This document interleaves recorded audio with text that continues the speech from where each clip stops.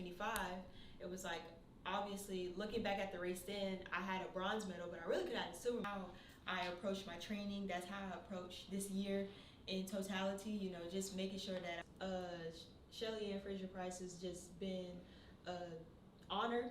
And looking back at the race, obviously I always strive for as much separation as possible when I'm coming out the blocks.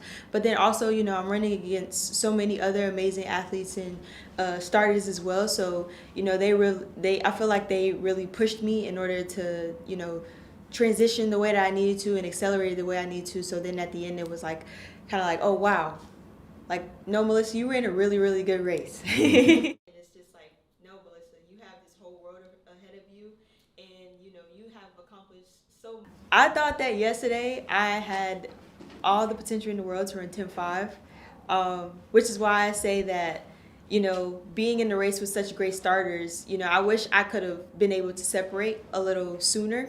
And then there's no telling what I could have ran. Obviously, I'm still happy, a big PB, fourth fastest ever to ever do it in our sport. And so, you know, obviously grateful about that, but still so hungry for so much more because I know that it's there. Amount of sleep last night. What was it like, that moment waking up today thinking, hang on, I'm world champion?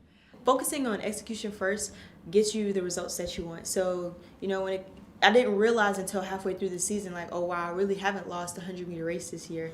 But then it was, by that point, it's like, well, it's too late. Like, no need to worry about that now, because then that's when, you know, things start to go wrong. So the biggest thing that my coach has been telling me these last couple of meets is, you know, to just be yourself, be Melissa, do the things that have been working for you. Don't try to overdo it, don't try to be someone you're not, just be yourself. And as long as you be yourself, you focus on what you need to do, then you'll more than likely get the results you want. The score is 0-0. I'm a world champion in 100, but nothing in 200 as of right now. Over the next couple of days and compete in the 200, and just to see what I have in the tank. You know, I'm a world champion in 100, but nothing in 200 as of right now. And my mindset is, you know, I'm going to take the same approach that I did in the 100 into the 200. Obviously, there's an extra 100 meters, but I've kind of overcame that fear. You know, as a short sprinter, nobody ever wants to talk about, or me personally, I don't like to really focus on